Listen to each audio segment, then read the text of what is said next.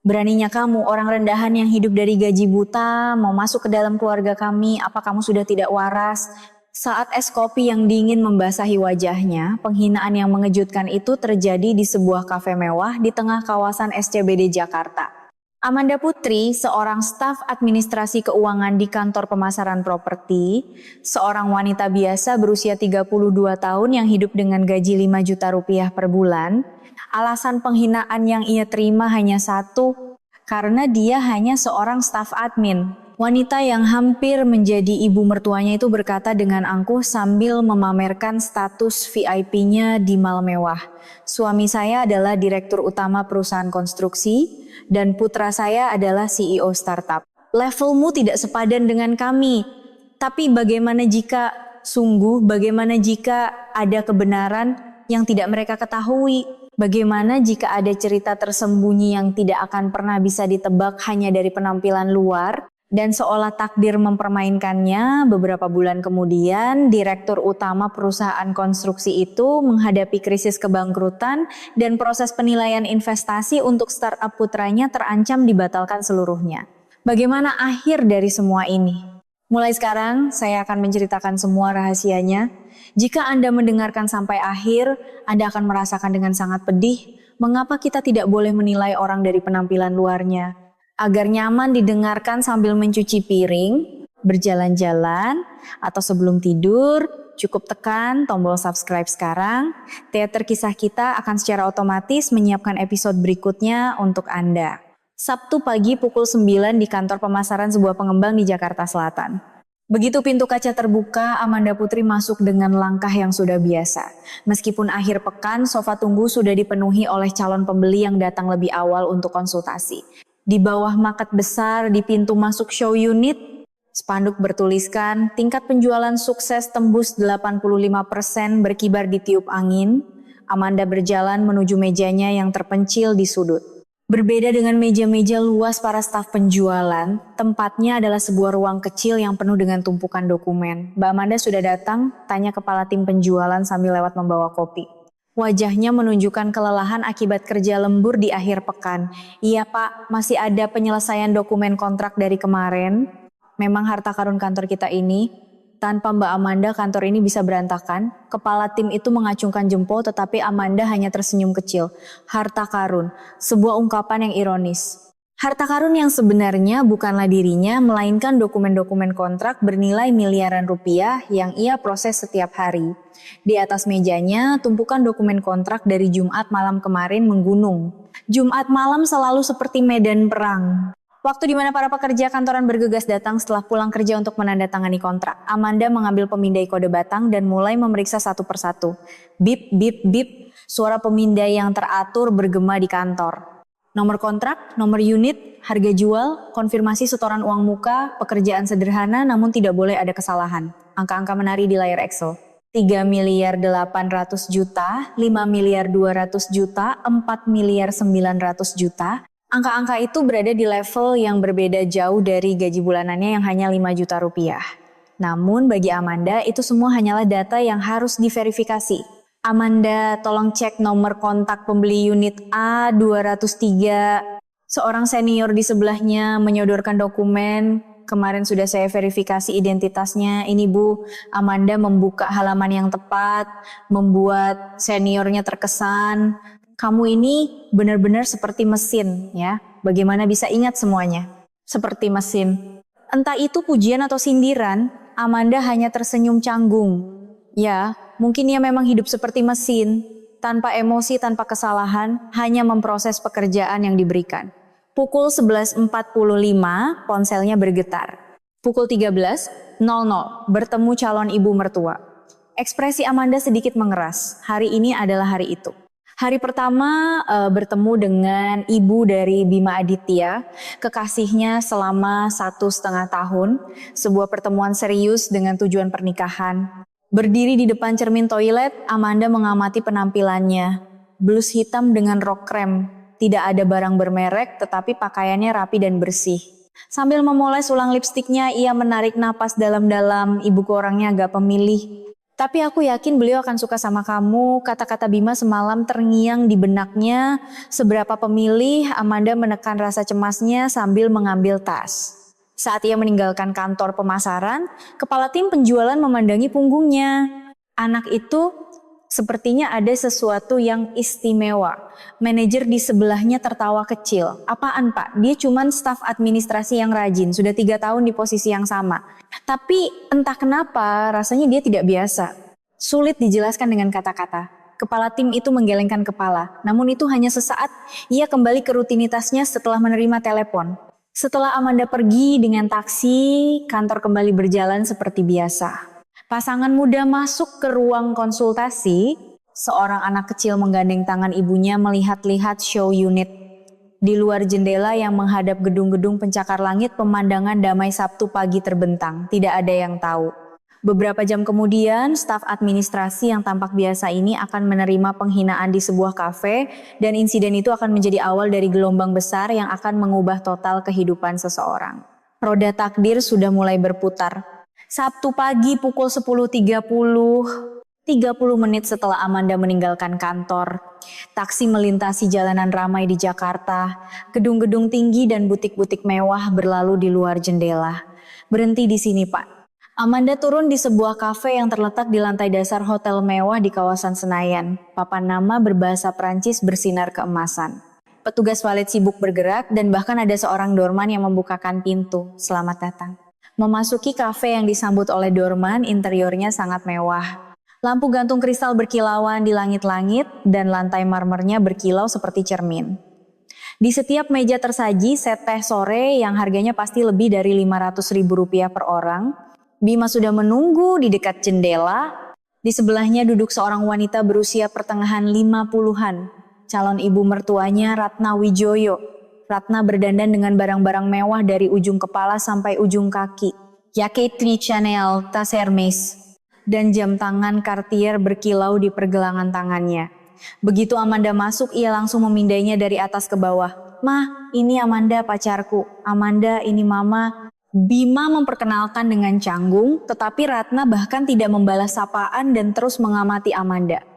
Jelas sekali ia tidak suka dengan penampilan Amanda yang tanpa barang mewah. Duduk. Nada bicara Ratna dingin. Begitu Amanda duduk, ia langsung memulai interogasinya. "Umur berapa?" "32, Bu." "Sudah 32 tapi belum menikah? Apa ada masalah?" Bima mencoba menyela dengan panik. "Ma, pertanyaan seperti itu."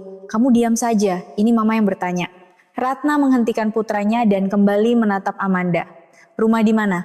"Orang tua kerja apa?" "Ayah bekerja di bidang keuangan dan ibu sudah pensiun." "Rumah kami di Kebayoran Baru." "Kebayoran Baru, bukankah itu daerah lama?" "Zaman sekarang semua orang pindah ke daerah pusat bisnis." Sudut bibir Ratna terangkat mengejek. Ia sengaja memindahkan tas Hermesnya di atas meja agar lebih terlihat. "Jadi pekerjaannya apa tadi?" "Saya bekerja di kantor pemasaran properti." Seketika mata Ratna berbinar. "Pemasaran properti? Berarti di bidang real estate, ya?" "Pasar properti sedang panas-panasnya sekarang ini. Ayahnya Bima juga kan direktur utama perusahaan konstruksi. Kamu di bagian pajak, akuntansi, tim hukum, posisi apa?" "Bukan, Bu. Saya hanya staf administrasi keuangan." Keheningan sesaat menyelimuti. Ekspresi Ratna berubah dingin dalam sekejap. Harapan yang tadi sempat muncul lenyap tak berbekas. Staf administrasi, maksudnya cuman pegawai yang kerjanya menghitung di kantor, Mama? Bima mencoba menghentikannya lagi tetapi Ratna tidak peduli. Gajinya cukup, kalau staf admin paling berapa? 2 juta, 3 juta. Kamu tahu kan anak saya ini CEO startup. Bisnisnya sebentar lagi akan sukses besar. Apa levelmu bisa mengimbanginya? Amanda duduk dengan tenang. Tidak membantah, tidak membela diri. Ia hanya menatap Ratna dengan tatapan yang tenang. Jawab. "Atau kamu tidak punya kata-kata?" Ratna meninggikan suaranya. Perhatian dari meja-meja sekitar mulai tertuju pada mereka. "Suami saya itu direktur utama perusahaan konstruksi PT Jaya Propertindo, pernah dengar?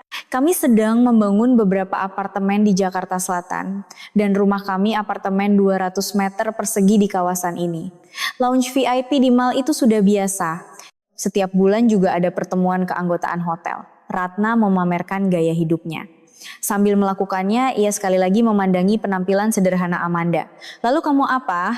Cuma staf administrasi di kantor pemasaran? Pegawai yang hidup dari gaji yang kami bayarkan ini berani-beraninya mau masuk ke dalam keluarga kami. Wajah Bima memucat, tetapi ia tidak bisa menghentikan ibunya dengan benar. Ia hanya bisa menatap Amanda dengan cemas. Saat itulah seorang pelayan datang untuk mencatat pesanan, tetapi Ratna mengusirnya dengan isyarat tangan. Kami sebentar lagi pergi, tidak perlu. Lalu ia mengambil es americano di atas meja. Kopi dingin yang penuh dengan es. Anak sepertimu jadi menantu di keluarga kami, mimpi saja. Detik berikutnya Ratna menyiramkan es americano itu ke wajah Amanda, kopi dingin membasahi wajah dan blus Amanda. Potongan-potongan es jatuh ke lantai dengan suara gemerincing. Suasana kafe menjadi senyap seketika. Semua mata tertuju pada mereka. Ma, ini keterlaluan. Bima akhirnya berteriak, tetapi Ratna hanya mendengus. Apanya yang keterlaluan? Kalau hal sepele begini saja tidak tahan, bagaimana mau jadi bagian dari keluarga kami? Seorang pelayan bergegas membawa handuk. Staf lain pergi memanggil manajer. Apakah Anda ingin kami memeriksa CCTV? Kami juga bisa melaporkannya ke polisi. Manajer bertanya dengan hati-hati, tetapi Amanda menggelengkan kepala. Tidak apa-apa. Amanda mengeringkan wajahnya dengan handuk dan perlahan berdiri. Ekspresinya luar biasa tenang, tidak ada kemarahan, tidak ada kesedihan. Hanya ada ketenangan yang dingin. Bima, bisa kita bicara sebentar? Amanda memanggil Bima. Bima berdiri dengan wajah bingung. Putuskan perempuan ini sekarang juga. Mengerti? Ratna berteriak dari belakang, tetapi Amanda tidak menoleh. Di luar kafe, rambut basah Amanda meneteskan air kopi. Amanda, aku benar-benar minta maaf. Ibuku memang begitu, tapi aku tidak menyangka akan separah ini. Bima, Amanda memotong perkataannya. Di dalam tadi, apa yang kamu lakukan? Itu. Aku juga kaget. Kamu tidak menghentikan ibumu dan juga tidak melindungiku. Bima kehilangan kata-kata.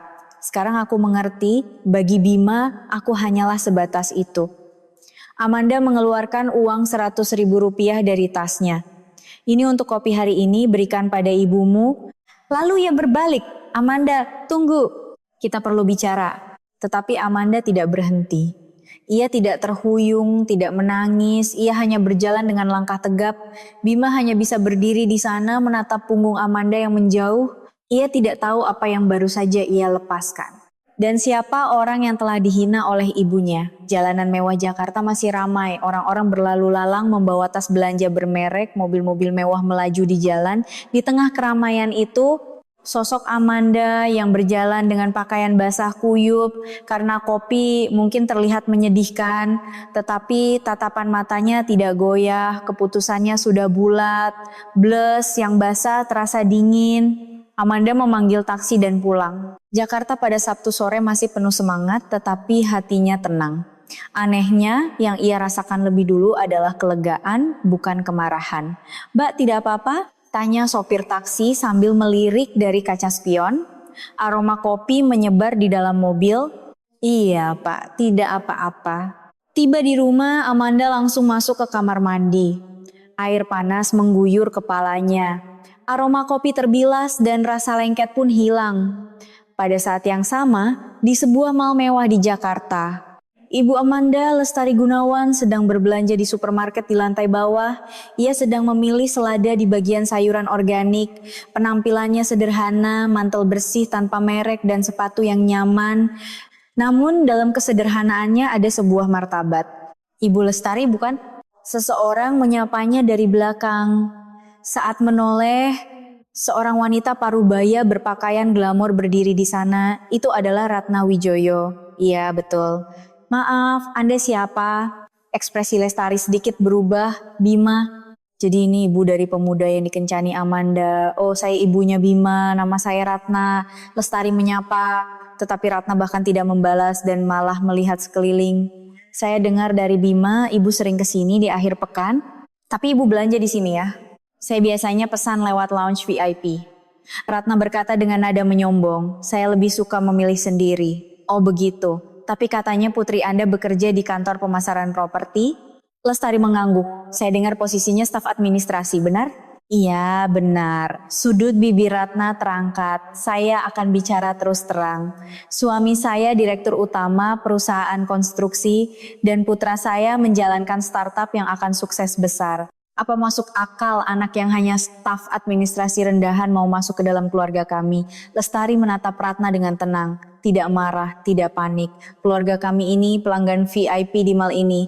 Level solitaire. Setiap bulan belanja puluhan juta itu sudah biasa. Kami juga ikut pertemuan keanggotaan hotel, tinggal di apartemen 200 meter persegi di Jakarta.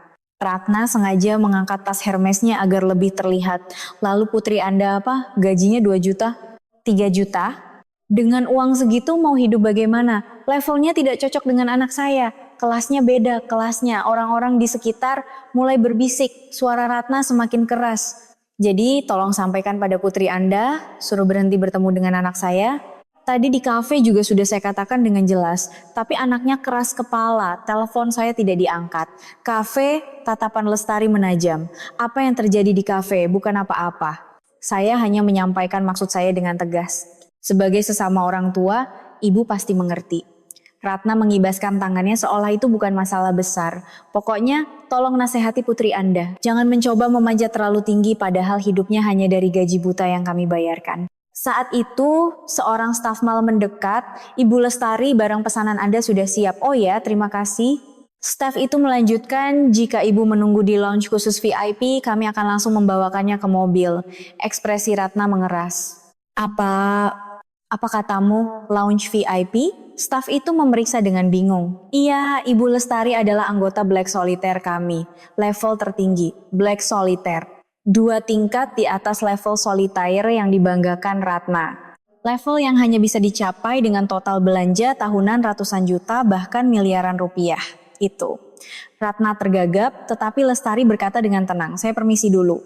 Sebagai informasi, Lestari berhenti saat hendak berbalik.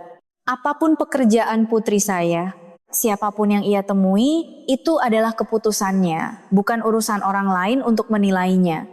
Lalu ia berjalan dengan anggun menuju lift khusus VIP. Ratna berdiri membeku di tempatnya. Terdengar bisikan orang-orang di sekitarnya, astaga siapa dia? Merendahkan orang lain soal level VIP malah kena batunya. Iya, kalau Black Solitaire itu kan benar-benar 0,1% teratas. Wajah Ratna memerah dan ia bergegas pergi. 1 jam kemudian, setibanya di rumah, Lestari menemukan Amanda duduk di sofa ruang keluarga. Rambutnya masih basah, sepertinya baru saja selesai mandi. Amanda, Mama sudah pulang? Amanda mengangkat kepala. Ekspresinya berbeda dari biasanya. Tadi di mal Mama bertemu orang aneh. Lestari memulai pembicaraan dengan hati-hati. Katanya ibunya anak yang bernama Bima. Kamu bicara soal pacarmu Bima kan? Bukannya hari ini kamu bertemu dengannya? Senyum pahit tersungging di bibir Amanda. Iya, sudah bertemu. Apa terjadi sesuatu di kafe? Amanda ragu sejenak lalu menjawab, aku disiram es kopi di wajah. Wajah Lestari mengeras. Apa? Disiram es kopi di wajah? Amanda mengangguk. Meskipun ia menceritakannya dengan tenang, ketenangan itu justru membuat hati Lestari semakin sakit. Kenapa tidak lapor polisi? Aku hanya tidak ingin melakukannya. Lestari duduk di samping putrinya, lalu dengan hati-hati memegang tangan Amanda. Tangannya dingin. Wanita itu di mal tadi juga mengatakan hal-hal yang tidak pantas padaku. Katanya jangan mencoba memanjat terlalu tinggi dengan hidup dari gaji buta. Amanda tersenyum pahit. Khas sekali orang itu. Bagaimana dia bisa tahu Mama di sana? Putranya bahkan tidak bisa berkata apa-apa. Dia hanya diam melihat. Jadi kalian putus? Iya, sudah berakhir. Lestari menghela napas. Lalu ia pergi ke dapur dan membuat teh jahe hangat. Aroma teh yang hangat menyebar di ruang keluarga. Amanda. Iya, Ma. Bagaimana kalau kamu berhenti bersembunyi? Amanda mengangkat kepala menatap ibunya. Sudah 3 tahun. 3 tahun kamu bekerja di kantor pemasaran itu. Kamu bilang ingin mendapatkan pengalaman lapangan, belajar dari bawah, sudah cukup belajarnya? Suara Lestari lembut, tidak memaksa, tidak mendesak, hanya mengatakan bahwa waktunya telah tiba. Ayahmu sedang menunggu. Menunggu kamu bilang sudah siap. Amanda menyesap tehnya. Rasa manis jahe menyebar di mulutnya. Menurut Mama bagaimana? Aku hanya ingin kamu bahagia. Itu saja, Lestari tersenyum. Tapi setelah melihat wajah wanita itu hari ini, sepertinya kalau kamu terus bersembunyi, kamu akan mengalami hal seperti ini lagi. Orang-orang yang tidak tahu siapa kamu dan seenaknya merendahkanmu. Amanda menatap langit-langit, sinar matahari senja terpantul di langit-langit putih. Sebenarnya aku juga sudah berpikir, sampai kapan aku bisa hidup seperti ini? Oh ya, aku tidak benci pekerjaan administrasi. Malah aku suka, aku bisa melihat bagaimana orang mengumpulkan uang dan mimpi apa yang mereka miliki. Tetapi Amanda berhenti sejenak, lalu ia tersenyum kecil. Tetapi sepertinya sekarang waktunya telah tiba. Malam itu Amanda masuk ke ruang kerja untuk pertama kalinya setelah sekian lama. Ia mengeluarkan sebuah amplop dokumen dari laci meja yang paling dalam, formulir pendaftaran grup finansial Nusantara.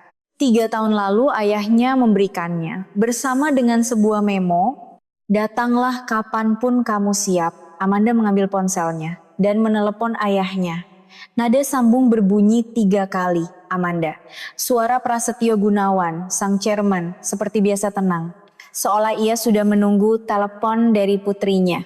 Ayah, ya, aku siap untuk kembali. Keheningan singkat lalu ayahnya berkata, baiklah kamu sudah siap, iya, datanglah hari Senin. Akan ada pembentukan tim gugus tugas baru. Aku ingin kamu yang memimpinnya sebagai kepala tim.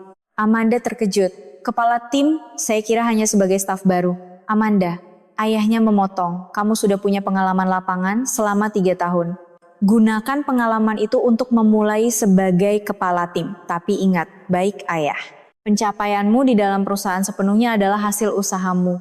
Aku harap kamu bisa naik dengan kekuatanmu sendiri. Aku hanya membukakan jalan sampai posisi kepala tim, selebihnya kamu yang harus membuktikannya. Jantung Amanda berdebar. Kata-kata ayahnya mengandung kepercayaan sekaligus ketegasan. Saya mengerti ayah dan Amanda. Ya, kerja bagus selama ini, telepon ditutup. Percakapan singkat tetapi Amanda tahu ayahnya mengetahui segalanya. Apa yang terjadi hari ini dan apa yang telah terjadi selama ini. Keesokan harinya, hari Minggu, Amanda mampir sebentar ke kantor pemasaran untuk membereskan barang-barang pribadinya. Kantor yang kosong terasa sunyi. Tidak ada yang datang di akhir pekan. Saat membereskan laci mejanya, Amanda menemukan sebuah bingkai foto kecil. Foto grup saat acara outing perusahaan tahun lalu. Foto biasa di mana semua orang tersenyum. Amanda juga tersenyum cerah di dalamnya. Masa-masa yang indah. Amanda memasukkan bingkai itu ke dalam tasnya. Ini juga kenangan berharga. Untungnya proyek properti saat itu sudah terjual habis sehingga ada jeda waktu sebelum persiapan proyek berikutnya yang memungkinkannya untuk segera menyelesaikan urusannya di sana. Saat itu ponselnya berdering. Bima, Amanda ragu sejenak lalu menjawab telepon. Halo, Amanda, akhirnya kamu angkat. Ini Bima. Aku tahu, soal kemarin aku benar-benar minta maaf. Ibuku keterlaluan, aku minta maaf atas namanya. Suara Bima terdengar panik, tetapi Amanda tetap tenang. Bima, ya, kemarin di kafe, apa yang kamu lakukan? Itu, aku juga kaget. Saat ibumu menyiramkan kopi ke wajahku, kamu hanya diam melihat Amanda itu.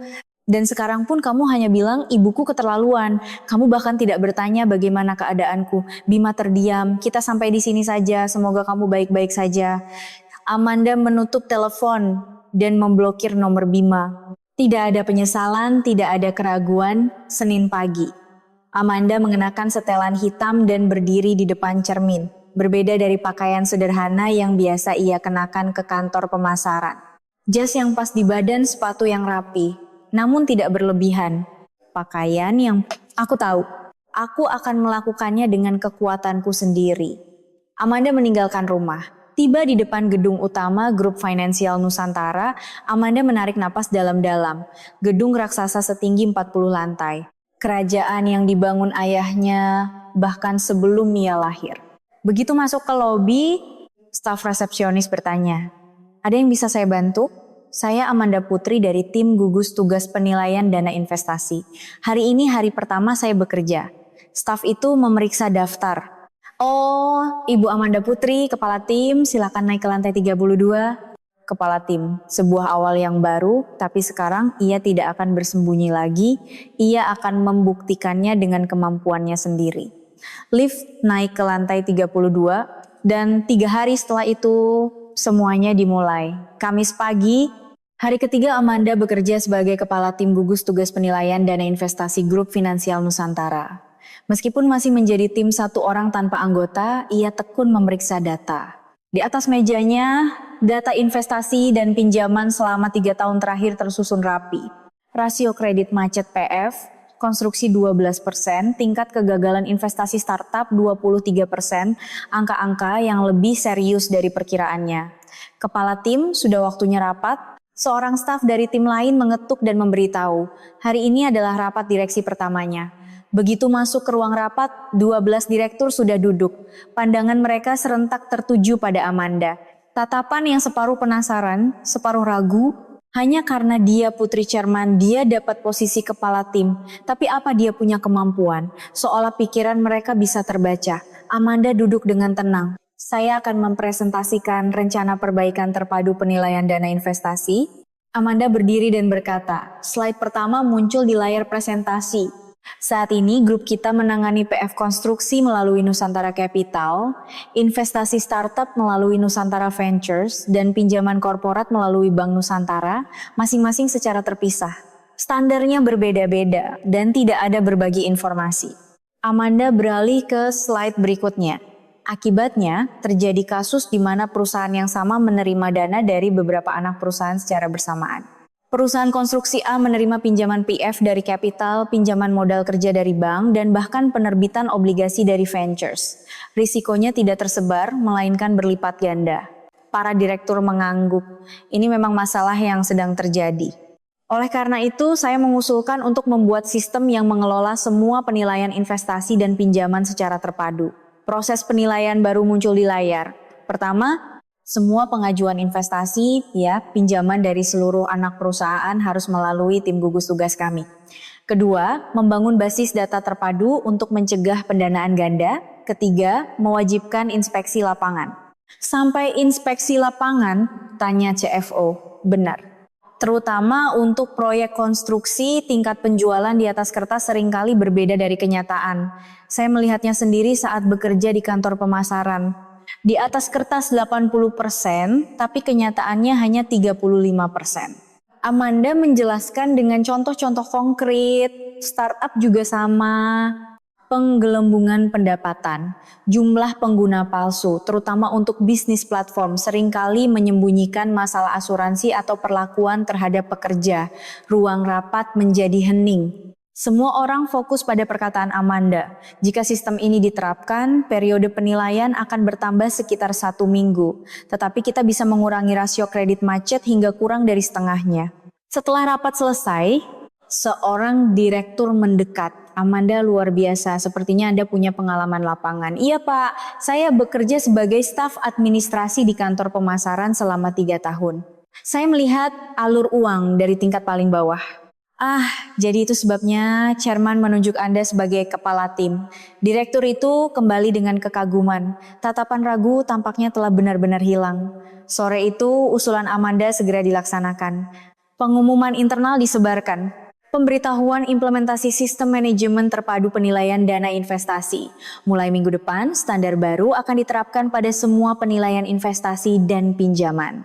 PF konstruksi, investasi startup, pinjaman korporat semuanya termasuk. Kebijakan ini disusun oleh Kepala Tim TF Penilaian Dana Investasi, Amanda Putri. Nama Amanda diumumkan ke seluruh perusahaan tepat pada saat itu di sebuah kantor di Jakarta. Mantan pacar Amanda, Bima, sedang bertemu dengan perwakilan dari perusahaan investasi. Bapak Kim dari Nusantara Ventures. Pak Bima, proses peninjauan investasi Seri A Anda berjalan lancar, tapi ekspresi Pak Kim muram. Kenapa? Ada masalah? Baru saja ada pengumuman internal, mulai sekarang semua penilaian investasi akan dikelola secara terpadu. Tim gugus tugas penilaian dana investasi akan meninjau ulang semuanya. Wajah Bima mengeras. Terutama untuk bisnis platform, mereka akan fokus pada struktur asuransi dan perlakuan terhadap pekerja. Pak Bima, asuransi untuk para pengemudi ojek online Anda sudah diurus semua kan? Itu masih dalam proses persiapan. Pak Kim menghela napas. Ini sepertinya akan sulit. Saya dengar kepala tim yang baru sangat teliti. Sementara itu di kantor PT Jaya Propertindo, ayah Bima, Irawan Wijoyo, sedang berbicara di telepon dengan perwakilan dari Nusantara Capital. Apa? Pinjaman PF dinilai ulang. Iya, Pak. Tim gugus tugas penilaian dana investasi akan meninjau ulang semua PF konstruksi. Minggu depan juga akan ada inspeksi lapangan. Tangan Irawan gemetar. Tapi proyek kami kan sudah disetujui. Itu juga termasuk dalam target peninjauan ulang. Terutama jika ada pemalsuan tingkat penjualan, pinjaman akan segera dihentikan dan pinjaman yang sudah cair pun berpotensi ditarik kembali.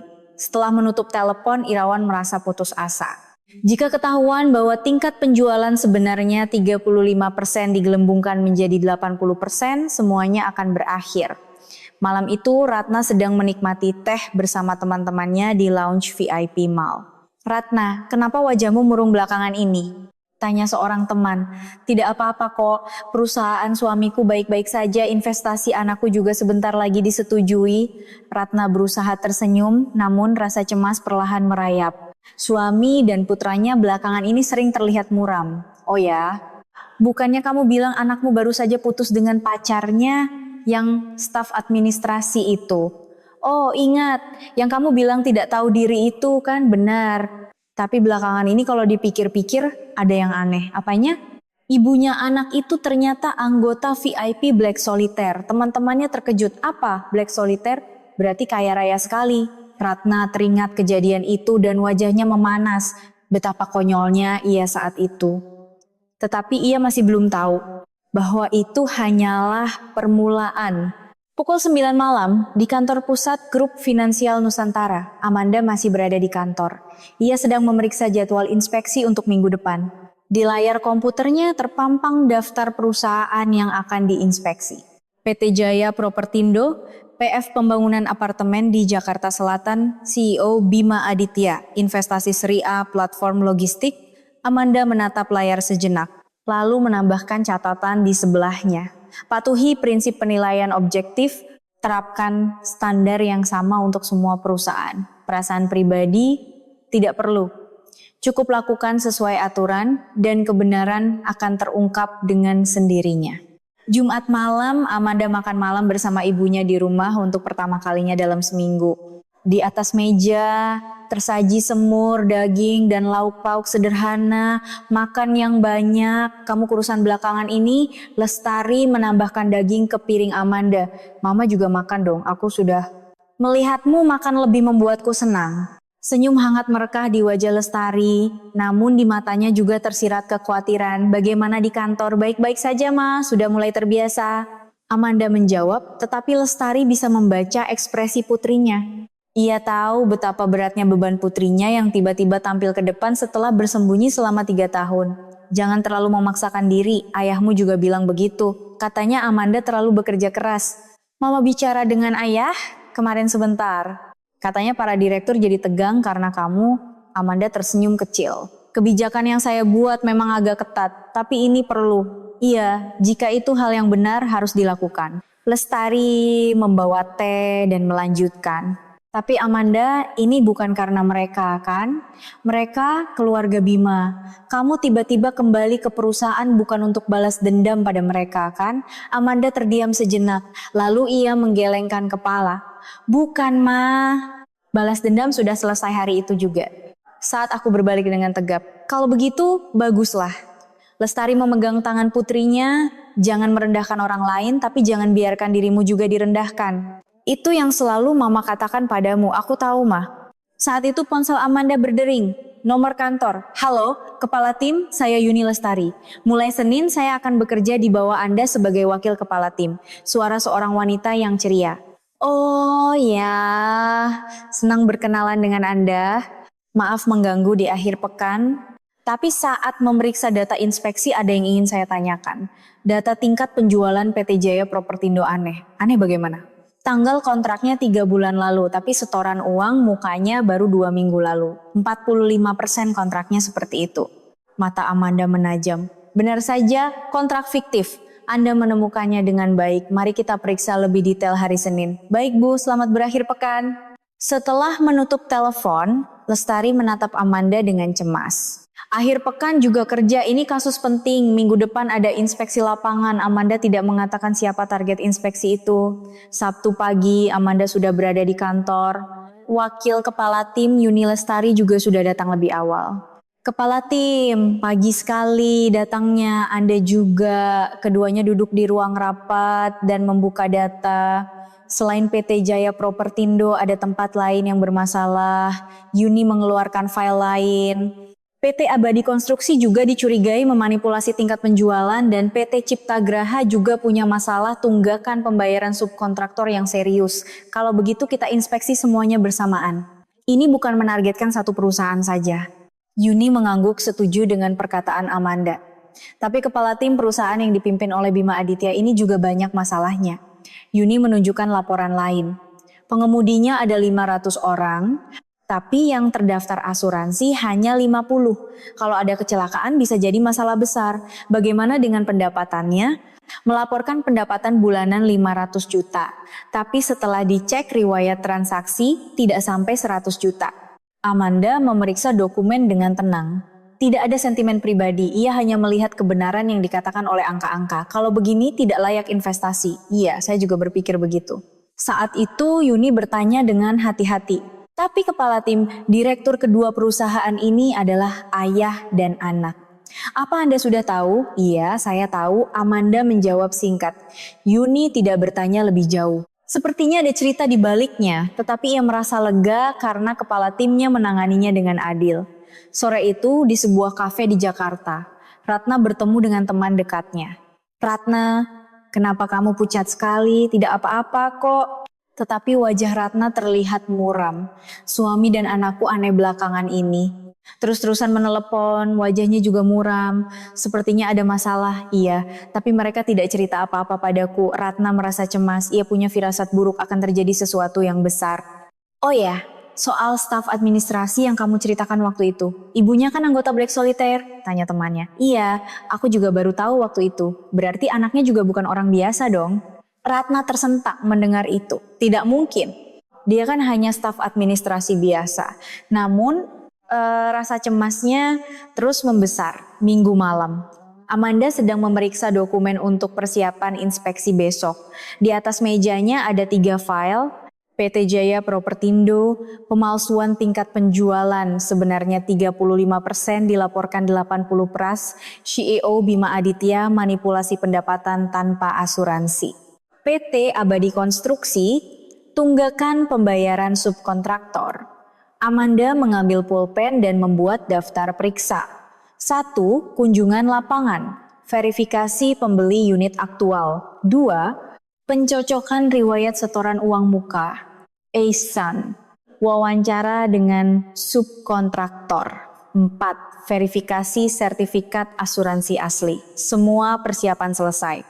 Mulai besok kebenaran akan terungkap. Sesuai standar yang dibuat Amanda, sesuai aturan. Ia melihat keluar jendela. Pemandangan malam Jakarta berkilauan. Kata Mama benar, balas dendam sudah selesai. Sekarang hanya tinggal menempatkan segala sesuatu pada tempatnya. Amanda mematikan komputer dan berdiri. Besok semuanya akan dimulai Senin pagi pukul 8. Tim inspeksi berkumpul di ruang rapat tim gugus tugas penilaian dana investasi grup finansial Nusantara. Di tengah-tengah Amanda ada wakil kepala tim Yuni Lestari dan 5 staf yang diperbantukan dari berbagai anak perusahaan. Ini jadwal inspeksi hari ini. Kita akan dibagi menjadi 3 tim dan bergerak serentak. Amanda menulis jadwal di papan tulis. Tim A ke lokasi PT Jaya Propertindo, tim B ke PT Abadi Konstruksi, dan tim C ke PT Cipta Graha. Sore harinya kita akan mengunjungi 3 startup tambahan. Kepala tim akan kemana? Tanya seorang staf. Saya akan bersama tim A memulai dari PT Jaya Propertindo. Suara Amanda tenang, tidak menunjukkan emosi pribadi sama sekali. Pukul 9.30 di lokasi konstruksi PT Jaya Propertindo di Jakarta Selatan. Di lokasi yang dipagari terpasang spanduk besar bertuliskan terjual 80%. Namun lokasi itu anehnya sepi. Selamat pagi. Kami dari tim penilaian dana investasi Nusantara. Begitu Amanda masuk ke kantor lapangan, para staf berdiri dengan ekspresi panik. Oh ya, kami sudah dengar Anda akan datang, direktur juga sedang dalam perjalanan. Beberapa saat kemudian, Irawan Wijoyo datang tergesa-gesa, keringat membasahi wajahnya. Selamat datang, kami sudah siapkan datanya. Data nanti saja kita lihat dulu lokasinya. Amanda memotong. Selama berjalan di lokasi konstruksi, Amanda mengamati dengan teliti. Apartemen 20 lantai, tetapi konstruksi rangkanya bahkan belum selesai dengan benar. Anda bilang tingkat penjualannya 80%? Iya, betul. Boleh saya lihat daftar pembelinya? Irawan memberi isyarat kepada stafnya dan setumpuk dokumen diserahkan. Amanda memeriksanya lembar demi lembar. Aneh. Hartono, Hartini, Hartati. Banyak sekali nama yang mirip, itu kebetulan saja. Irawan menjawab dengan cepat tetapi keringat membasahi dahinya. Kalau begitu, saya akan coba hubungi mereka langsung.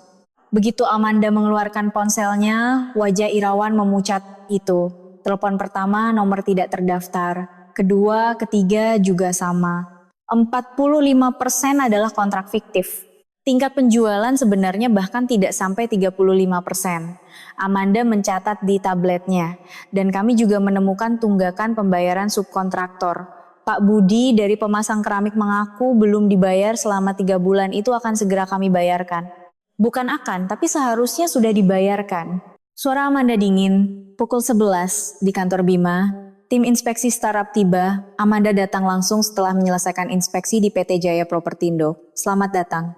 Ini data yang sudah saya siapkan. Bima menyodorkan dokumen lalu berhenti karena kepala tim inspeksi adalah Amanda. Amanda, saya Amanda Putri, kepala tim. Mohon gunakan panggilan resmi di acara resmi. Ekspresi Amanda tidak menunjukkan emosi apapun. Seolah ia berhadapan dengan orang yang baru pertama kali ditemui. Kita mulai dari bukti pendaftaran asuransi pengemudi. Ini, Bima menyerahkan dokumen. Tetapi Amanda menggelengkan kepala. Ini hanya untuk 50 orang. Padahal pengemudi terdaftar ada 500, sisanya sedang dalam proses pendaftaran. Sejak kapan? Itu. Bima tergagap. Sejak seminggu yang lalu. Wakil Kepala Tim Yuni Lestari mencatat di sebelahnya, kami akan periksa data pendapatan juga. Amanda memeriksa riwayat transaksi rekening. Apa dasar laporan pendapatan bulanan 500 juta, pemasukan real hanya 80 juta. Ada kesalahan pencatatan. Bukan kesalahan, tapi manipulasi. Amanda berkata dengan tegas, tidak ada lagi yang perlu dilihat. Tidak layak investasi. Wajah Bima memutih. Amanda, maksudku, kepala tim, tolong beri satu kesempatan lagi. Kesempatan sudah diberikan cukup banyak, kesempatan untuk melapor dengan jujur. Amanda merapikan dokumen dan berdiri. Hasil inspeksi akan diberitahukan besok pagi. Saat ia berbalik, Bima memanggil dengan panik. Ini balas dendam? Karena apa yang ibuku lakukan padamu, Amanda berhenti dan perlahan berbalik. Balas dendam? Saya hanya melakukan tugas sesuai aturan, dengan standar yang sama seperti perusahaan lain. Tapi CEO Bima Aditya, Amanda berkata dengan tenang. Jika 500 pengemudi tanpa asuransi itu mengalami kecelakaan, siapa yang akan bertanggung jawab? Bagaimana dengan keluarga mereka? Apa Anda tidak pernah memikirkan itu? Bima terdiam. Pukul 3 sore di kantor pusat Grup Finansial Nusantara, tim inspeksi telah kembali. Di ruang rapat, mereka sedang merangkum hasil. PT Jaya Propertindo, PT Abadi Konstruksi, PT Cipta Graha, semua terkonfirmasi bermasalah. Dari 3 startup, 2 tidak layak investasi. Laporan terus berlanjut, Amanda mendengarkan dengan tenang. Kepala tim ini cukup serius. Yuni berkata dengan cemas. Ini menunjukkan betapa longgarnya penilaian kita selama ini. Jawab Amanda. Saya akan melaporkannya dalam rapat direksi besok pagi dan meminta tindakan segera terhadap semua perusahaan bermasalah. Malam itu, di rumah Ratna. Apa? Pinjaman dihentikan? Irawan melempar telepon, wajahnya pucat pasi. Mas, ada apa? Ratna bertanya dengan cemas. Nusantara menghentikan pinjaman proyek kita, manipulasi tingkat penjualan ketahuan. Lalu bagaimana? Bangkrut. Apalagi? Irawan memegangi kepalanya. Saat itu Bima masuk, ekspresinya juga muram. Ayah, aku juga. Kamu juga apa? Investasiku ditolak karena manipulasi pendapatan dan tidak ada asuransi. Ratna terkejut. Apa maksudnya? Bukannya kalian berdua bilang semuanya baik-baik saja? Bima ragu-ragu lalu berkata, kepala tim inspeksinya adalah Amanda. Apa? Mata Ratna membelalak. Staf administrasi itu. Anak rendahan itu jadi kepala tim apa? Kepala Tim Gugus Tugas Penilaian Dana Investasi Grup Finansial Nusantara. Ratna terduduk lemas, wanita yang ia siram kopi, staf administrasi yang ia remehkan.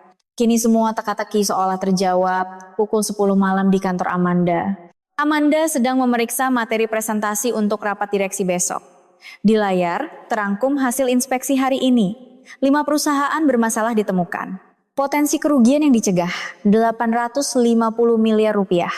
Tindakan selanjutnya, penghentian pinjaman, pembatalan investasi. Amanda menambahkan slide terakhir. Membangun ekosistem investasi yang sehat melalui penilaian yang adil. Wajahnya tidak menunjukkan kegembiraan atau kepuasan balas dendam. Ia hanya melakukan apa yang harus dilakukan.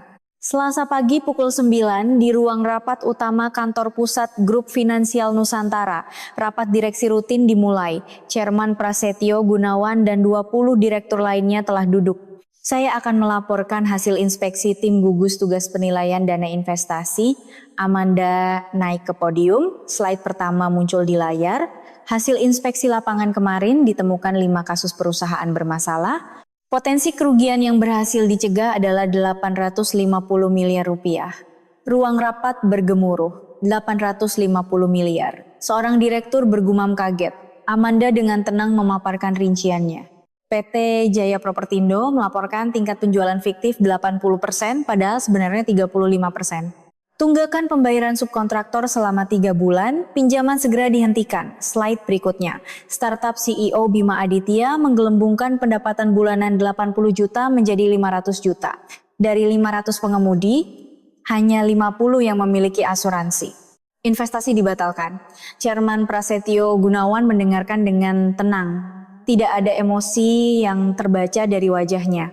Bagaimana bisa ada begitu banyak masalah tapi kita tidak tahu selama ini? Tanya CFO, penilaian berbasis dokumen saja memiliki keterbatasan. Itulah mengapa inspeksi lapangan harus diwajibkan, jawab Amanda. Kedepannya, semua investasi dan pinjaman wajib melalui inspeksi lapangan. Tapi itu akan memperpanjang periode penilaian. Benar, akan butuh waktu sekitar 1 minggu lebih lama.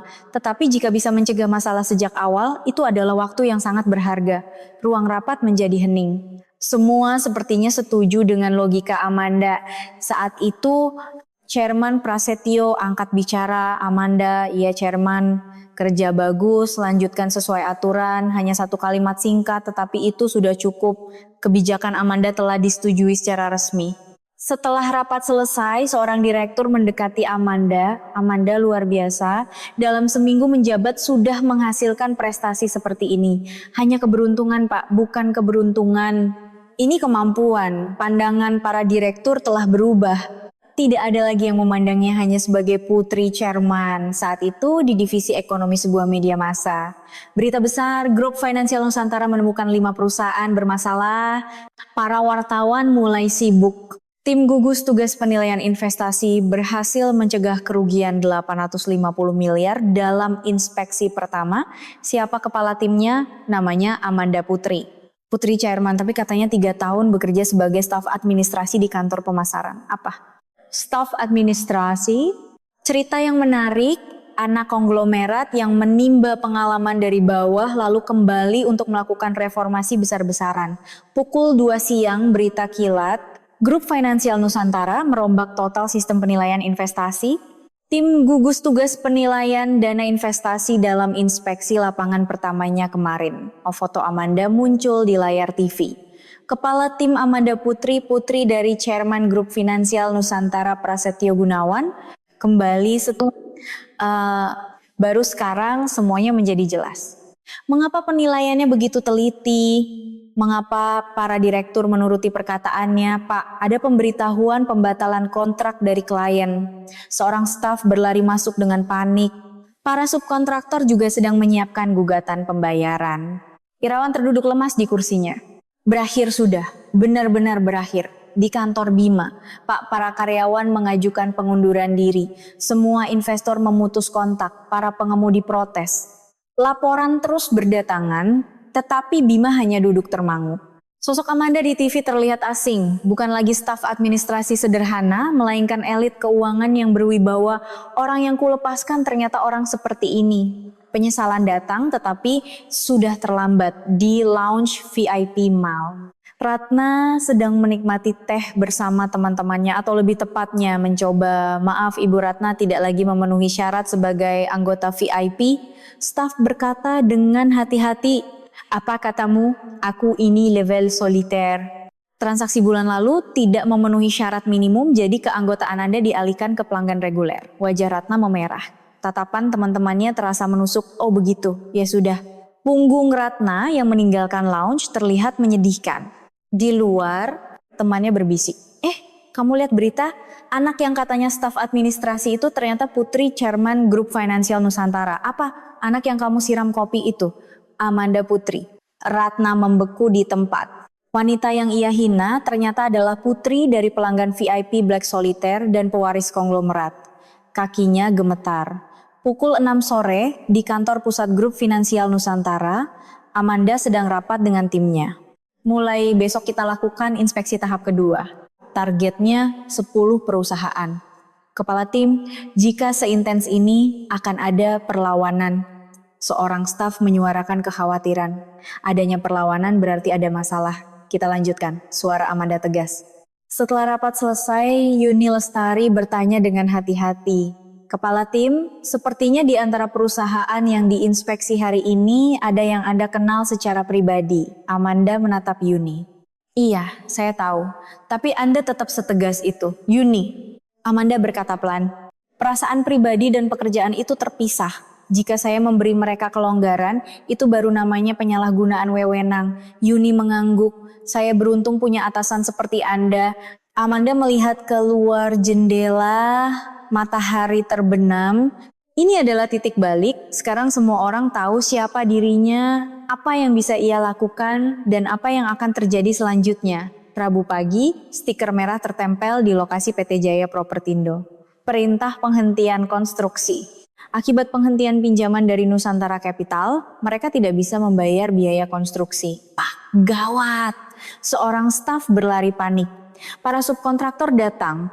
Mereka menuntut pembayaran sekarang juga. Irawan melihat keluar jendela. 10 truk berbaris di depan gerbang. Spanduk bertuliskan, protes tunggakan upah, hentikan penipuan properti berkibar. Pak Budi, apa-apaan ini? Irawan keluar dan berteriak. Budi, pemilik usaha pemasangan keramik, maju ke depan, apa-apaan. Kami datang menagih utang 3 bulan. Bayar sekarang juga 30 juta. Situasi sedang sulit. Kami juga sulit. Karyawan kami juga butuh makan. Apa hanya Bapak yang boleh makan? Suara Budi terdengar putus asa. Kami juga pinjam uang untuk beli bahan dan bayar upah. Tapi karena Bapak tidak bayar, kami bayar pakai apa? Rumah kami jadi jaminan. Pemilik usaha, subkontraktor lain ikut bersuara. Biaya instalasi listrik 25 juta. Biaya plumbing 40 juta. Biaya pengecatan 18 juta. Setiap kali angka disebut, wajah Irawan semakin pucat. Totalnya lebih dari 200 juta. Saat itu seorang staf lain datang. Pak, para pembeli menuntut pembatalan kontrak. Apa? Setelah mendengar berita penghentian konstruksi, mereka semua minta uang muka dikembalikan. Situasi semakin buruk. Jika 35% pembeli real itu juga membatalkan. Benar-benar tamatlah sudah. Pada saat yang sama, di kantor Bima, Pak, gaji bulan ini. Staf keuangan berkata, hati-hati. Di rekening hanya ada 3 juta, tidak cukup untuk gaji 5 karyawan. Bima memegangi kepalanya. Tanpa dana investasi, kita tidak bisa beroperasi. Tiba-tiba pintu terbuka kasar. Seorang perwakilan pengemudi masuk dengan langkah tegap. CEO Bima, apa-apaan ini? Ada apa katamu? Salah satu pengemudi kami kecelakaan kemarin, tapi asuransinya tidak ada. Biaya rumah sakit 5 juta, siapa yang mau tanggung jawab? Mulut Bima terasa kering. Itu, kalian bilang semua sudah diasuransikan, makanya kami percaya dan bekerja untuk kalian. Perwakilan itu memukul meja. Kalau tidak diselesaikan hari ini juga, 500 pengemudi kami akan keluar semua. Lihat saja apa aplikasimu masih bisa jalan. Ia berbalik dan meninggalkan kata-kata terakhir. Dasar penipu. Pintu dibanting. Keheningan berat menyelimuti kantor. Pukul 3 sore di rumah Ratna. Ratna duduk termangu di sofa ruang keluarga. Di atas meja, tumpukan tagihan menumpuk. Tunggakan cicilan mobil mewah, 2 bulan, tagihan kartu kredit 18 juta. tunggakan iuran apartemen 3 bulan, bagaimana ini? Saat itu bel berbunyi. Ia membuka pintu, 2 pria asing berdiri di sana. Benar ini kediaman Bapak Irawan Wijoyo? Iya, ada apa? Kami dari pengadilan, mengantarkan surat pemberitahuan penyitaan. Tangan Ratna gemetar. Penyitaan? Diajukan oleh 5 perusahaan subkontraktor. Karena rumah ini atas nama bersama, kami juga sampaikan kepada ibu. Menerima surat itu, kaki Ratna lemas dan ia terduduk di tempat. Rumah pun terancam hilang. Pukul 7 malam di kantor pusat Grup Finansial Nusantara. Amanda sedang memeriksa laporan. Kejadian-kejadian hari itu dilaporkan secara real time. Konstruksi PT Jaya Propertindo dihentikan, demo protes subkontraktor. Perusahaan CEO Bima Aditya mulai ditinggalkan pengemudi. Permintaan pembatalan kontrak membanjir. Yuni Lestari masuk. Kepala tim. Sepertinya PT Jaya Propertindo dan perusahaan Bima tidak akan bertahan sebulan. Seperti yang diperkirakan. Suara Amanda tenang, kepala tim tidak merasa kasihan sama sekali. Yuni bertanya hati-hati. Kasihan? Amanda menatap Yuni. Yuni, apa mereka kasihan pada korban-korban mereka? Para pekerja subkontraktor yang tidak dibayar, pengemudi yang celaka tanpa asuransi, bagaimana dengan keluarga mereka? Yuni mengangguk. Benar juga, korban sebenarnya adalah orang lain. Kita hanya melakukan sesuai aturan. Kebohongan terungkap dan mereka menanggung akibatnya. Amanda kembali menatap dokumen. Persiapan untuk inspeksi tambahan besok sudah siap? Iya, 10 perusahaan lagi. Kali ini tolong lebih teliti. Pukul 10 malam di rumah Ratna, Irawan dan Bima duduk di ruang keluarga. Ratna sedang memasak mie instan di dapur. Dulu mereka selalu makan di luar, sekarang mie instan menjadi makan malam mereka. Ayah, apa ini benar-benar akhir? Tanya Bima. Sepertinya begitu. Suara Irawan lemah, rumah akan disita, perusahaan akan bangkrut. Kita harus mengajukan pilot pribadi. Ini semua gara-gara Amanda, Ratna berkata sambil membawa mie. Perempuan itu balas dendam. Hanya karena aku menyiramnya dengan kopi, dia menghancurkan keluarga kita seperti ini, Ma. Bima menunduk, bukan hanya karena mama, kita yang salah. Apa? Ayah memanipulasi tingkat penjualan, aku menggelembungkan pendapatan. Amanda hanya mengungkapkannya. Ratna menatap tajam putranya. Kamu juga membela perempuan itu? Bukan membela, Ma, tapi mengatakan kebenaran. Bima berdiri. Kalau kita jujur, semua ini tidak akan terjadi. Ia masuk ke kamarnya. Suara pintu tertutup terdengar sangat keras.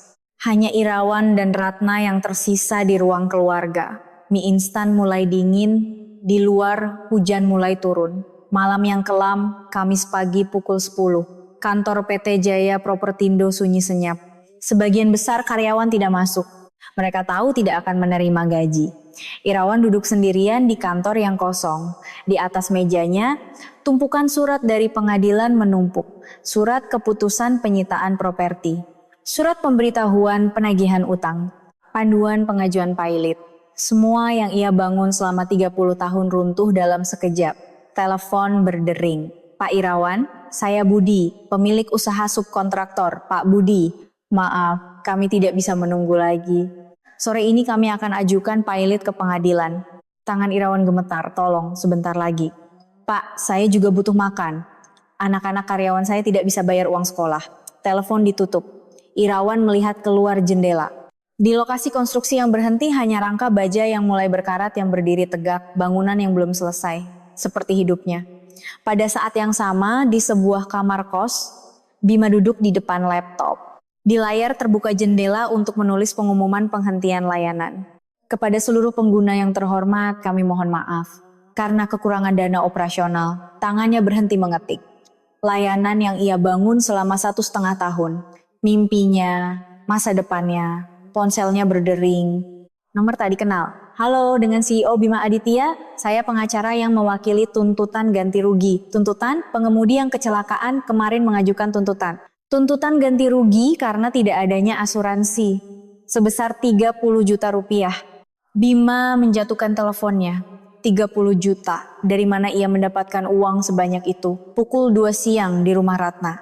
Ratna sedang merapikan tas-tas mewahnya. Hermes, Chanel, Louis Vuitton dulu menjadi kebanggaannya. Berapa harganya? Tanya pembeli barang mewah bekas sambil memeriksa tas. Asli sih, tapi kondisinya kurang bagus.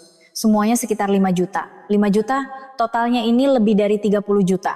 Barang bekas memang begitu, bahkan tidak sampai setengah harga.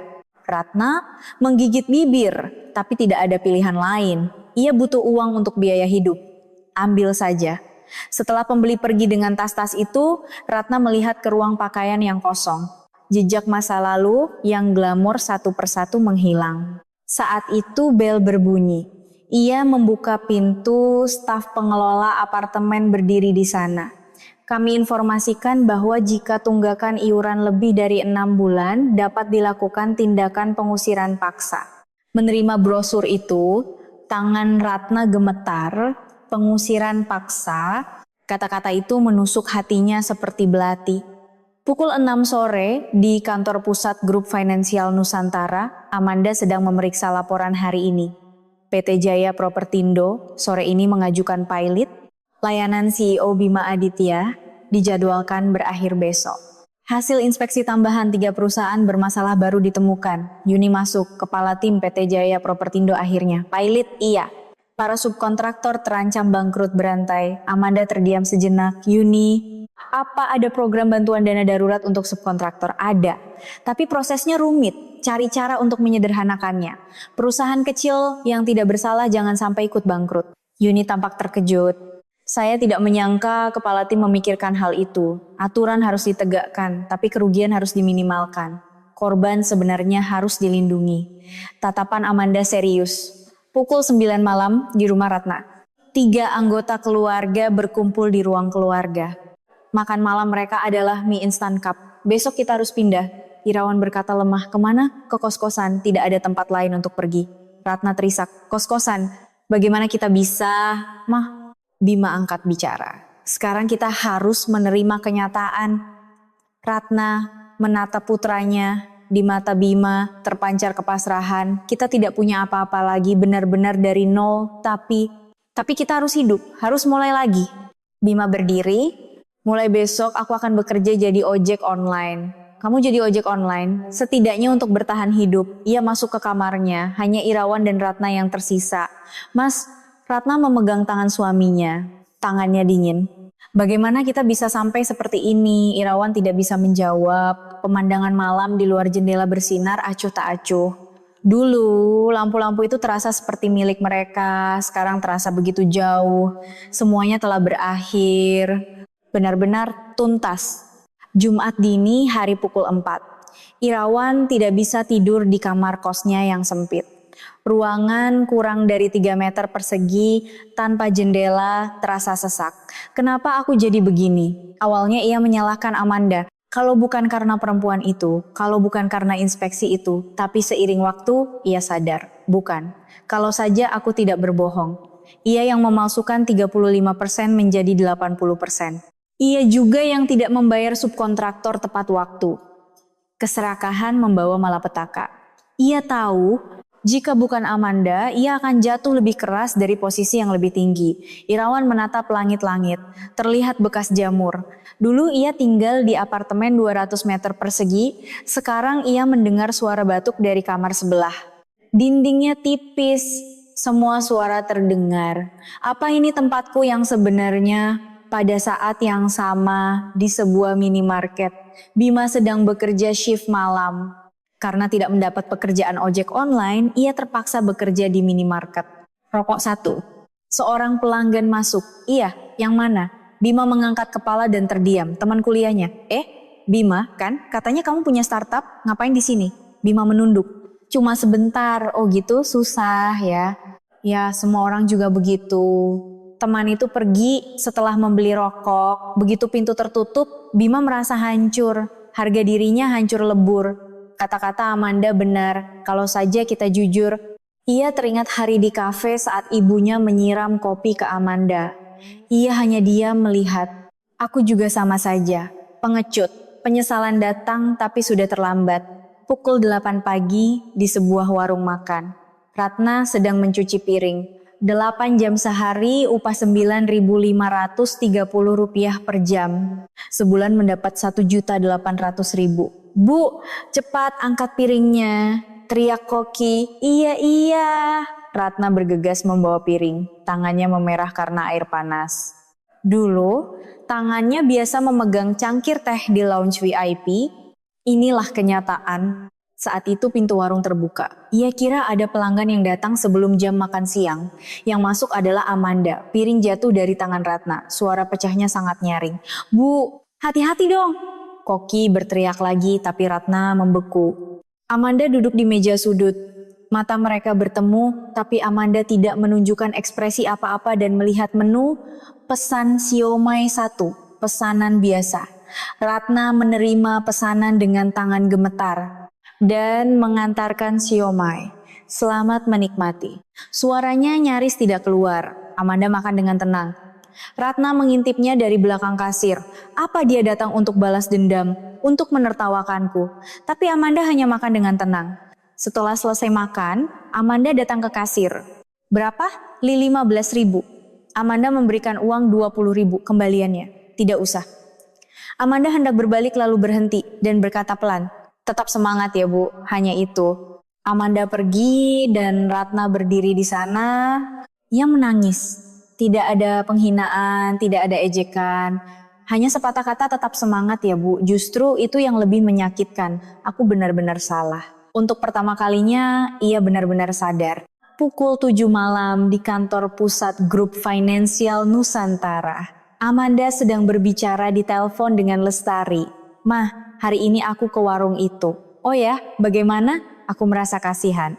"Kamu sendiri tidak apa-apa?" "Iya." "Rasanya sekarang benar-benar sudah selesai." Lestari berkata dengan hangat.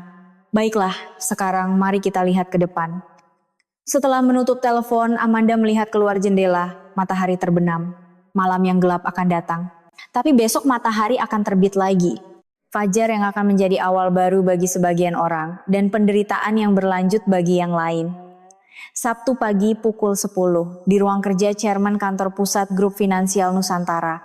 Amanda duduk berhadapan dengan ayahnya. Minggu depan ada rapat umum pemegang saham. Chairman Prasetyo Gunawan berkata sambil menyerahkan dokumen. "Iya, saya tahu. Tim gugus tugas penilaian dana investasi akan ditingkatkan menjadi departemen resmi." Amanda mengangkat kepala. "Berarti kamu akan menjadi kepala divisi." Amanda terkejut. "Ayah, apa tidak terlalu cepat? Saya baru 2 minggu jadi kepala tim." "Apa yang kamu lakukan dalam 2 minggu setara dengan pekerjaan orang lain selama 2 tahun. Suara Prasetyo tenang. "Kamu mencegah kerugian 850 miliar, menemukan 8 perusahaan bermasalah. Yang terpenting, kamu mengubah sistem. Sekarang tidak ada yang bisa menipu dengan mudah. Tapi karena saya putri chairman, justru karena itu kamu harus lebih tegas." Ayahnya menatap Amanda. "Kamu sudah membuktikan dirimu sendiri. 3 tahun di lapangan dan prestasi yang kamu tunjukkan selama 2 minggu ini. Itu adalah kemampuan yang tidak bisa dibantah oleh siapapun." Amanda terdiam sejenak. "Menjadi kepala divisi berarti tanggung jawab yang lebih besar." "Benar, tapi kamu bisa." Prasetyo berdiri. "Oh ya, satu lagi.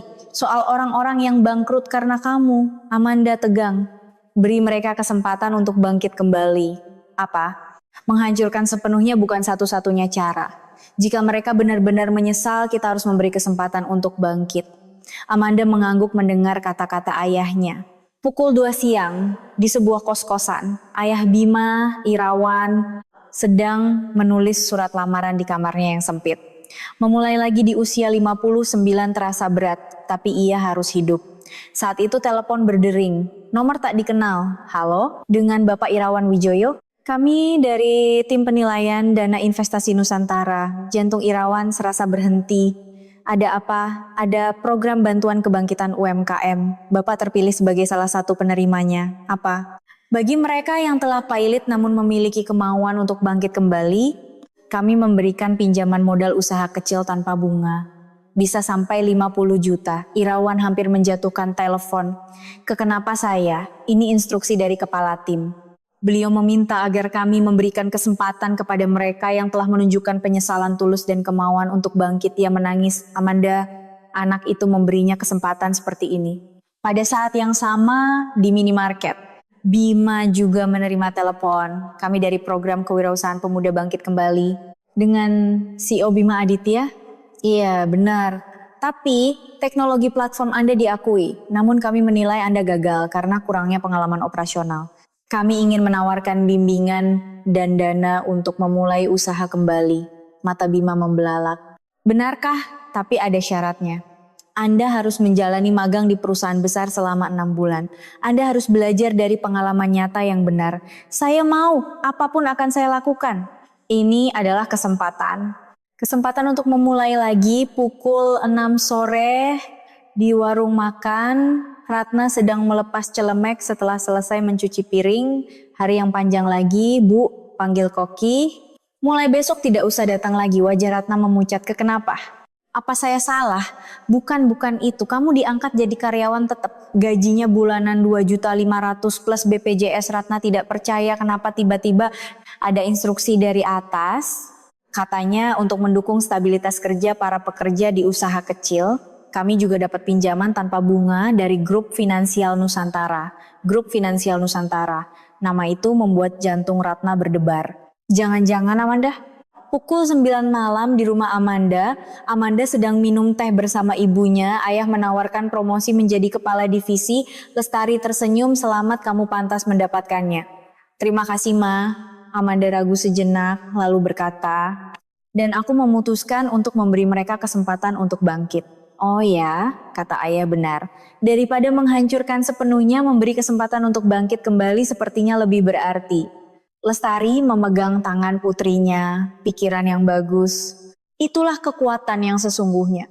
Amanda melihat keluar jendela, bintang-bintang bersinar. Ini adalah awal yang baru. Bagi semua orang, 1 bulan kemudian Senin pagi. Di aula utama kantor pusat Grup Finansial Nusantara, diumumkan restrukturisasi organisasi. Tim gugus tugas penilaian dana investasi ditingkatkan menjadi departemen resmi divisi penilaian investasi. Kepala tim Amanda Putri dipromosikan menjadi kepala divisi. Tepuk tangan meriah menyambut pengumuman Chairman Prasetyo Gunawan. Amanda naik ke podium dan memberikan sambutan. Kedepannya saya akan terus menjunjung tinggi prinsip dan keadilan. Terima kasih. Sambutan singkat tetapi para karyawan merasakan ketulusannya. Prestasi yang ditunjukkan Amanda selama sebulan terakhir tidak bisa dipungkiri oleh siapapun. Menemukan 15 perusahaan bermasalah, mencegah kerugian 2 triliun rupiah, dan merombak total sistem investasi. Setelah rapat selesai, Yuni Lestari mendekat. Selamat Bu Kepala Divisi, terima kasih. Selamat juga atas promosi Anda menjadi Kepala Tim Yuni. Yuni tersenyum cerah. Ini berkat bimbingan Ibu pukul 3 sore di sebuah kantor kecil. Irawan bekerja di perusahaan desain interior yang baru ia rintis. Skalanya kecil tetapi dikelola dengan jujur. Pak Irawan, tolong periksa penawaran harga untuk proyek ini. Baik, segera saya periksa. Dengan dana bantuan 50 juta, ia menyewa kantor kecil dan memulai dengan 2 karyawan. Gajinya 3 juta sebulan. Tidak sampai 1/10 dari gajinya dulu, tetapi ini adalah uang yang didapat dengan jujur. Baru sekarang, aku hidup dengan benar. Irawan memeriksa penawaran harga dengan teliti. Angka-angka yang jujur. Pada saat yang sama, di sebuah pusat pelatihan perusahaan besar, Bima sedang mengikuti pelatihan magang. Inti dari bisnis platform adalah kepercayaan. Kita harus melindungi pelanggan dan mitra. Mendengar perkataan instruktur, Bima mencatat dengan tekun di buku catatannya. Pentingnya asuransi, manajemen pendapatan yang transparan, pertumbuhan berkelanjutan. Dulu ia mengabaikan hal-hal ini. Baru sekarang ia menyadari pentingnya. Saat istirahat, seorang teman magang bertanya, Mas kan umurnya sudah matang, kenapa ikut magang untuk belajar lagi, belajar dengan benar? Tatapan Bima serius. Pukul 7 malam di warung makan. Ratna bekerja sebagai manajer. Berkat kerja kerasnya setelah menjadi karyawan tetap, ia dipromosikan. Selamat datang, wajah Ratna yang menyapa dengan ceria tidak lagi menunjukkan kesombongan seperti dulu. Siomay 2 porsi. Baik. Sosoknya yang melayani pelanggan tampak rajin. Saat pulang kerja, Ratna menerima amplop gaji 2.800.000 termasuk bonus kinerja, uang hasil kerja jujur. Ia menggenggam erat amplop itu dan berjalan menuju kos-kosan. Masih kamar yang sempit, tapi suatu saat ia berharap bisa membeli rumah kecil. Saat itu ponselnya berdering. Suaminya, Mas, aku gajian hari ini, aku juga... Bagaimana kalau hari ini kita beli nasi bungkus? Boleh. Setelah menutup telepon, Ratna tersenyum kecil. Hidup yang bahkan sebungkus nasi pun terasa berharga, tapi lebih bahagia dari sebelumnya. Karena tidak ada kebohongan.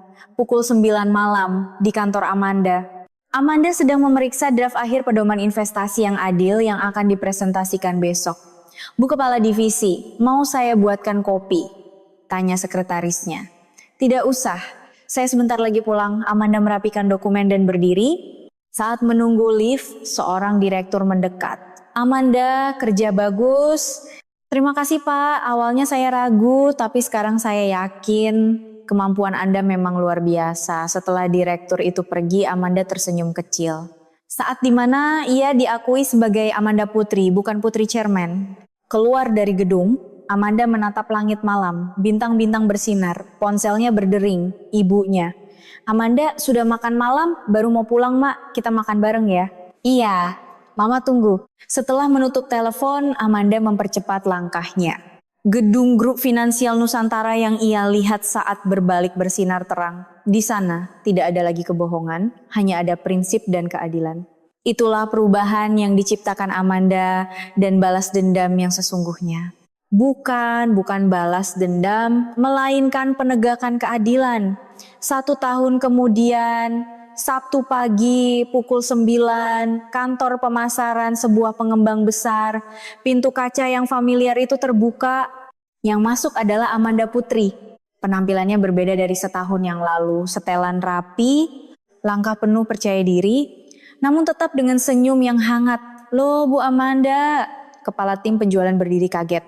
Lama tidak bertemu, saya hanya mampir sebentar. Amanda melihat sekeliling, di tempatnya dulu. Duduk seorang staf administrasi baru, sosoknya yang sibuk merapikan dokumen, mengingatkannya pada dirinya dulu. Sudah lama sekali rasanya. Berkat ibu, pasar properti sekarang jadi lebih transparan, kontrak fiktif hampir tidak ada lagi. Amanda tersenyum mendengar perkataan kepala tim. Ini hasil kerja keras semua orang. Keluar dari kantor pemasaran, Amanda mengendarai mobilnya melintasi Jakarta. Saat berhenti di lampu merah, ia melihat kafe yang familiar di luar jendela. Kafe tempat Ratna menyiramnya dengan kopi 1,5 tahun yang lalu, papan nama keemasannya masih sama, tetapi hati Amanda tenang. Saat itu seseorang yang menyeberang jalan menarik perhatiannya. Ratna, berpakaian sederhana, membawa tas belanja, sosok yang biasa saja, tetapi ekspresinya cerah. Di sebelahnya ada Irawan dan keduanya berjalan sambil berbincang akrab. Lampu berubah hijau. Amanda menginjak gas. Ia tidak menoleh ke belakang. Pukul 2 siang di kantor pusat grup finansial Nusantara.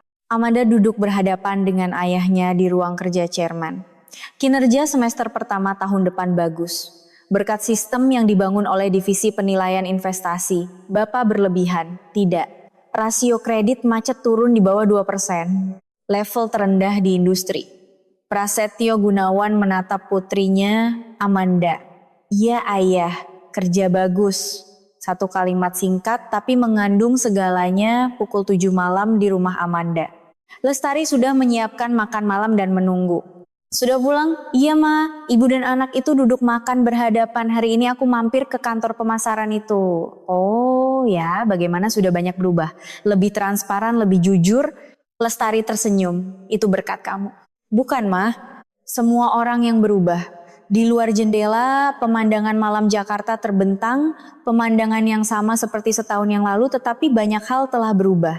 Di suatu tempat, Ratna pasti sedang bekerja dengan jujur. Irawan menjalankan bisnis kecil yang transparan. Bima belajar dengan benar untuk mencoba lagi. Dan Amanda terus melangkah maju dengan memegang teguh prinsip. Bintang-bintang di langit malam berkelip. Sabtu yang sama seperti permulaan. Tetapi segalanya telah berubah. Cerita Amanda berakhir di sini. Jangan menilai orang dari penampilan luarnya. Wanita yang diremehkan karena hanya seorang staf administrasi bergaji 5 juta ternyata adalah putri tunggal chairman grup finansial Nusantara. Ratna yang menyiramnya dengan kopi kini mencuci piring di warung makan dan suaminya yang dulu direktur utama perusahaan konstruksi kini tinggal di kos-kosan dan bekerja sebagai karyawan di perusahaan kecil. Putranya yang dulu CEO startup setelah bekerja di minimarket kini memulai lagi sebagai peserta magang di perusahaan besar. Namun, Amanda memberi mereka kesempatan untuk bangkit kembali. Karena kekuatan sejati adalah kemampuan untuk memaafkan. Semoga cerita hari ini bisa menjadi sedikit penghiburan bagi kenangan pahit di hari-hari di mana Anda harus menundukkan harga diri, di hari-hari di mana Anda terpaksa menyerah pada ketidakadilan. Jika cerita hari ini berkesan di hati Anda, jadwalkan pertemuan kita berikutnya dengan subscribe dan nyalakan notifikasi. Teater kisah kita akan kembali lagi dan silakan bagikan perasaan dan pemikiran Anda setelah mendengar cerita hari ini di kolom komentar.